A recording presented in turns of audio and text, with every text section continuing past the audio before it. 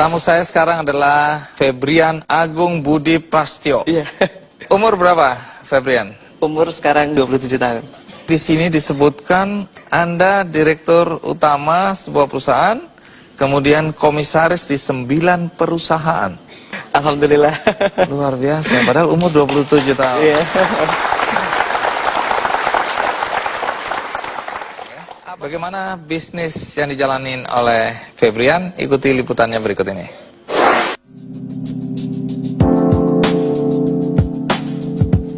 Febrian Agung Budi Prasetyo, seorang pria muda yang berusia 27 tahun ini merupakan pria kelahiran Solo yang dibesarkan dalam keluarga sederhana. Ayahnya dulu merupakan seorang supir angkutan damri di Solo. Sejak kecil, Febrian memegang teguh prinsip yang ditanamkan kedua orang tuanya, yaitu kegigihan dan keyakinan. Dengan prinsip tersebut, telah mengantarkan Febrian untuk merantau dan menempuh pendidikan di Perguruan Tinggi Institut Teknologi Bandung ITB pada tahun 2002 di jurusan Teknik Kimia. Kesuksesan Febrian berawal ketika masih kuliah dan sudah memulai berbisnis kecil-kecilan dengan berjualan baju. Jatuh bangun sudah terbiasa. Tetapi pada penghujung tahun 2006, Febrian mulai menjajaki bisnis pulsa telepon. Berkat ketekunan dan keuletannya, bisnis pulsanya berkembang pesat hingga mengantarkan anak supir damri ini menjadi presiden direktur PT Duta Future International yang membawahi sekitar 500 karyawan. Hingga 2011 ini, bisnisnya telah meraup omset miliaran hingga triliunan rupiah setiap bulannya. Banyak sekali penghargaan kepada Febrian, antara lain penghargaan pengusaha muda terbaik 2010, sekaligus penghargaan Muri berkat bisnis pulsanya. Walaupun sudah sukses, Febrian memiliki sifat yang ramah, religius, dan rendah hati. Pengusaha muda ini dikenal baik oleh para karyawan dan masyarakat.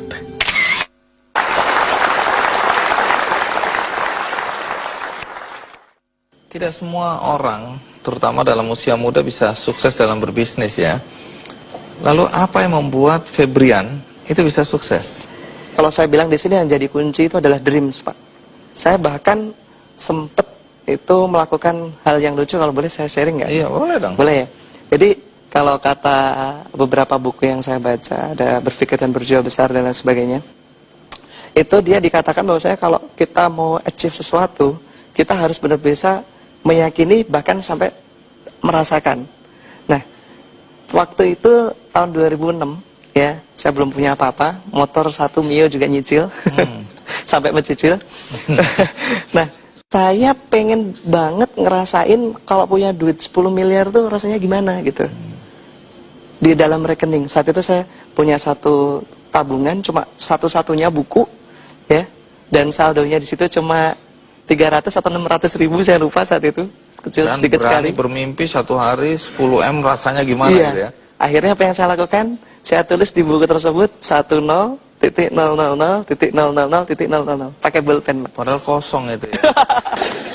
Akhirnya kalau di teller, wah diketawain sama tellernya. Ini maksudnya apa ini? Terus? Ya, saya bilang ini adik saya apa ngerjain saya gitu. Padahal mimpi ya. Iya. Kalau kata orang bilang kan, kekuatan kita di pikiran itu sangat kuat ketika kita dalam alam-alam bawah sadar ya. Ketika kita mau bangun tidur atau kita mau tidur gitu kan. Jadi bangun tidur, saya lihat buku tabungan. Saya punya 10 miliar, yes. Itu memberikan power, Pak.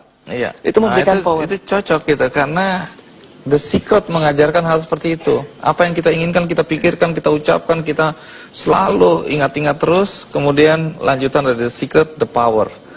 Jangan-jangan Anda pembaca buku ini ya? Saya baca bukunya, saya lihat filmnya, saya sampai nangis, Pak. Karena di situ dijelaskan kok mirip sekali yang saya lakukan, Pak. Nah, sekarang pertanyaan terakhir yang selalu saya ingin tanyakan, apa nasihat Anda pada anak-anak muda dalam konteks berbisnis?